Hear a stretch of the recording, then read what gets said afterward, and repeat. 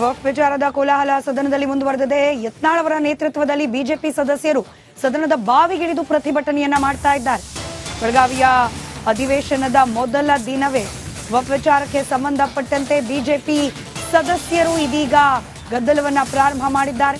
ಬಸನಗೌಡ ಪಾಟೀಲ್ ಯತ್ನಾಳ್ ಅವರ ನೇತೃತ್ವದಲ್ಲೇನೆ ಸದನದ ಬಾವಿಗಿಳಿದು ಪ್ರತಿಭಟನೆಯನ್ನು ನಡೆಸುತ್ತಿದ್ದಾರೆ. ಮೊದಲ ಆದ್ಯತೆಯಾಗಿ ವಕ್ಫ್ ವಿಚಾರವನ್ನೇ ಚರ್ಚೆಗೆ ಒಳಪಡಿಸಬೇಕು ಅನ್ನೋದು ಬಿಜೆಪಿ ಆಗ್ರಹ. ಹಾಗೂ ಮುಖ್ಯಮಂತ್ರಿಗಳು ಈ ನಿರ್ಣಯಕ್ಕೆ ನಾವು ಅತ್ಯಂತ ಭಾವದಿಂದ ನಿಮಗೆ ನಾವು ಅಭಿನಂದಿಸ್ತೇವೆ. ಅತ್ಯಂತ ಅಲ್ಲ, ಪ್ರತಿಭಟನೆ ಮಾಡ್ಲಿಕ್ಕೆ ಅವಕಾಶ ಇಲ್ವೇ ಸರ್ಕಾರದಲ್ಲಿ ಅಧ್ಯಕ್ಷರೇ? ವಾಹನಗಳನ್ನ ಬರ್ಲಿಕ್ಕೆ ಬಿಡಲ್ಲ ಜಿಲ್ಲಾಧಿಕಾರಿಗಳ ಆದೇಶ ಅಂತಂದ್ರೆ ಏನರ್ಥ? ಅತ್ಯಂತ ಗೌರವದಿಂದ ಅಲ್ಲ ಅಧ್ಯಕ್ಷ, ಇದಕ್ಕೇನೊಂದು ಹೋಮ್ ಮಿನಿಸ್ಟರ್ ಇಲ್ಲೇ ಇದ್ದಾರೆ, ಮುಖ್ಯಮಂತ್ರಿಗಳಿಲ್ಲೇ ಇದ್ದಾರೆ, ಇಲ್ಲ ಪ್ರತಿಭಟನೆ ಮಾಡೋದಿಲ್ಲ ಅಂತ ಆದೇಶ ಇದೆಯಾ? ಏನ್ ಕೇರ್ ಮಾಡಿ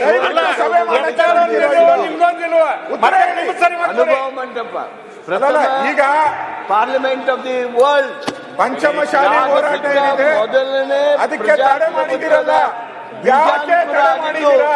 ಬಸವಣ್ಣವರ ಕಾಲದಲ್ಲಿ ಏನಾಗಿದೆ? ಆ ಚಿತ್ರವನ್ನ ತಾವು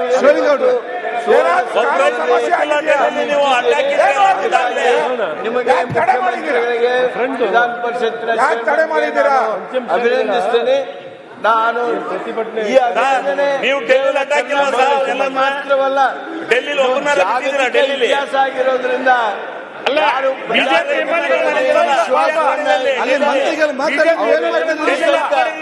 ಈ ತೈಲ ಚಿತ್ರವನ್ನ ತಾವು ಹಾಕುವಂತ ಅದಕ್ಕಾಗಿ ಮತ್ತೊಮ್ಮೆ ಈ ಸದನದ ಪರವಾಗಿಯೂ ಸಹಿತ ಅಭಿನಂದಿಸಿ ಈ ಬಸವಣ್ಣವರ ವಿಚಾರಗಳನ್ನು ಇಟ್ಕೊಂಡಿರ್ತಕ್ಕಂಥ ಪಂಚಮಶಾಲಿ ಸಮುದಾಯ ಅವರು ಹೋರಾಟ ಮಾಡ್ತಾ ಇದ್ದಾರೆ. ಈ ಸರ್ಕಾರದಲ್ಲಿ ಪ್ರತಿಭಟನೆ ಮಾಡೋಂಗಿಲ್ವಾ? ಸರ್ಕಾರದ ವಿರುದ್ಧ ಯಾರು ಧ್ವನಿ ಎತ್ತಂಗಿಲ್ವಾ? ಹಿಟ್ಲರ್ ಸರ್ಕಾರದ ವಿರುದ್ಧ ಯಾರು ಧ್ವನಿ ಎತ್ತಂಗಿಲ್ಲ ಅನ್ನುವಂತ ಪರಿಸ್ಥಿತಿ ನಿರ್ಮಾಣ ಆಯ್ತಾ? ವರ್ತನೆ ಮಾಡ್ತಾರೆ. ಮೋದಿ ಸರ್ಕಾರ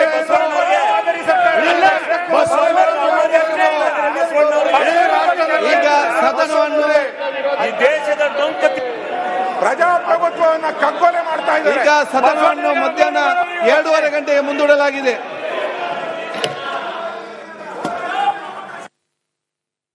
ಗದ್ದಲ ಹೆಚ್ಚಾಗ್ತಾ ಇದ್ದಂತೆ ಸದನದ ಕಲಾಪವನ್ನ ಮುಂದೂಡಿ ಸ್ಪೀಕರ್ ಆದೇಶವನ್ನ ಹೊರಡಿಸಿದ್ದಾರೆ.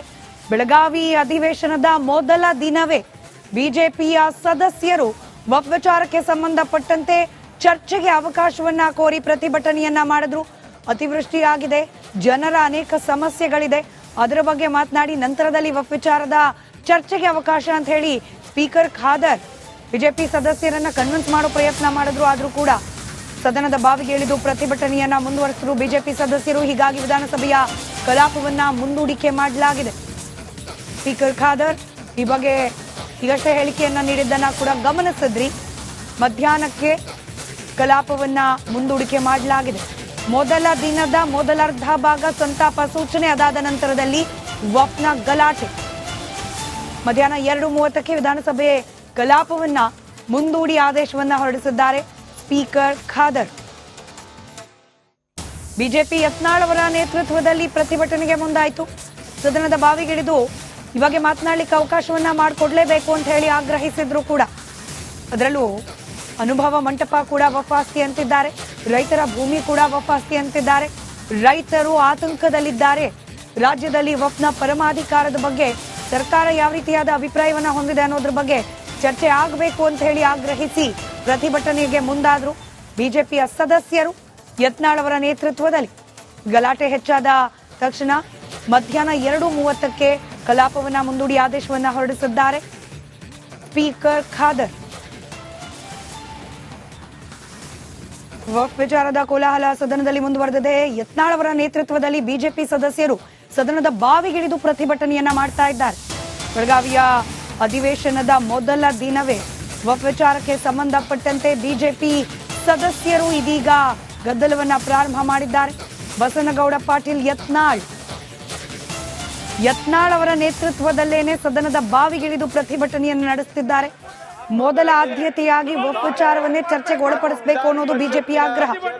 ಬಸವರಾಜ ಹೊರಟ್ಟಿ ಅವರು ಹಾಗೂ ಸನ್ಮಾನ್ಯ ಮುಖ್ಯಮಂತ್ರಿಗಳು ಈ ನಿರ್ಣಯಕ್ಕೆ ನಾವು ಅತ್ಯಂತ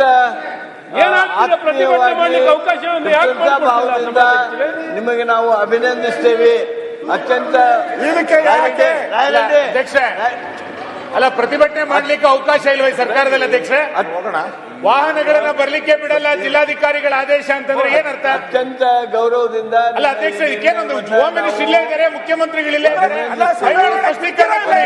ಇಲ್ಲ ಪ್ರತಿಭಟನೆ ಮಾಡೋದಿಲ್ಲ ಅಂತ ಒಂದು ಆದೇಶ ಇದೆಯಾ? ಏನು ಕೇರ್ ಮಾಡಿ. ಅನುಭವ ಮಂಟಪ ಈಗ parliament of the world Panchamasali ಹೋರಾಟ ಏನಿದೆ ಮೊದಲನೇ ಅದಕ್ಕೆ ತಡೆ ಮಾಡಿದಿರಲ್ಲ. ಯಾಕೆ ತಡೆ ಮಾಡಿದ್ದೀರಾ? ಬಸವಣ್ಣವರ ಕಾಲದಲ್ಲಿ ಏನಾಗಿದೆ? ಆ ಚಿತ್ರವನ್ನ ತಾವು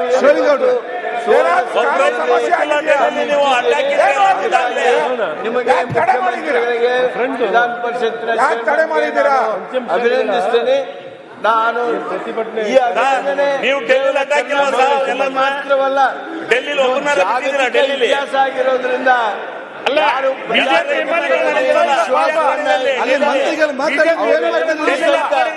ಈ ತೈಲ ಚಿತ್ರವನ್ನ ತಾವು ಹಾಕುವಂತ ಅದಕ್ಕಾಗಿ ಮತ್ತೊಮ್ಮೆ ಈ ಸದನದ ಪರವಾಗಿಯೂ ಸಹಿತ ಅಭಿನಂದಿಸಿ ಈ ಬಸವಣ್ಣವರ ವಿಚಾರಗಳನ್ನ ಇಟ್ಕೊಂಡಿರ್ತಕ್ಕಂಥ ಪಂಚಮಶಾಲಿ ಸಮುದಾಯ ಅವರು ಹೋರಾಟ ಮಾಡ್ತಾ ಇದ್ದಾರೆ. ಈ ಸರ್ಕಾರದಲ್ಲಿ ಪ್ರತಿಭಟನೆ ಮಾಡೋಂಗಿಲ್ವಾ? ಸರ್ಕಾರದ ವಿರುದ್ಧ ಯಾರು ಧ್ವನಿ ಎತ್ತಂಗಿಲ್ವಾ? ಹಿಟ್ಲರ್ ಸರ್ಕಾರದ ವಿರುದ್ಧ ಯಾರು ಧ್ವನಿ ಎತ್ತಂಗಿಲ್ಲ ಅನ್ನುವಂತ ಪರಿಸ್ಥಿತಿ ನಿರ್ಮಾಣ ಆಯ್ತಾ? ವರ್ತನೆ ಮಾಡ್ತಾವ್ರೆ.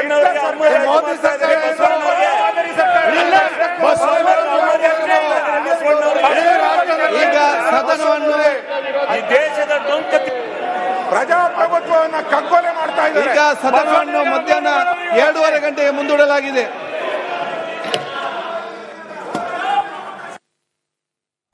ಗದ್ದಲ ಹೆಚ್ಚಾಗ್ತಾ ಇದ್ದಂತೆ ಸದನದ ಕಲಾಪವನ್ನ ಮುಂದೂಡಿ ಸ್ಪೀಕರ್ ಆದೇಶವನ್ನ ಹೊರಡಿಸಿದ್ದಾರೆ. ಬೆಳಗಾವಿ ಅಧಿವೇಶನದ ಮೊದಲ ದಿನವೇ ಬಿಜೆಪಿಯ ಸದಸ್ಯರು ವಕ್ಫ್ ವಿಚಾರಕ್ಕೆ ಸಂಬಂಧಪಟ್ಟಂತೆ ಚರ್ಚೆಗೆ ಅವಕಾಶವನ್ನ ಕೋರಿ ಪ್ರತಿಭಟನೆಯನ್ನ ಮಾಡಿದ್ರು.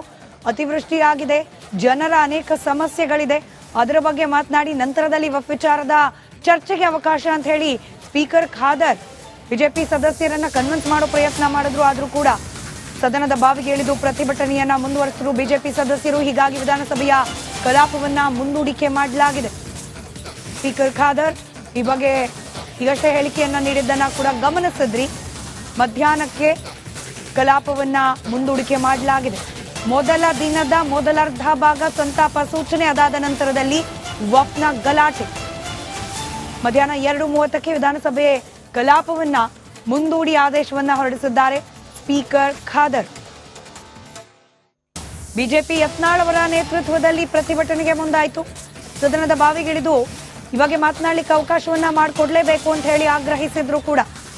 ಅದರಲ್ಲೂ ಅನುಭವ ಮಂಟಪ ಕೂಡ ವಕ್ಫ್ ಆಸ್ತಿ ಅಂತಿದ್ದಾರೆ, ರೈತರ ಭೂಮಿ ಕೂಡ ವಕ್ಫ್ ಆಸ್ತಿ ಅಂತಿದ್ದಾರೆ.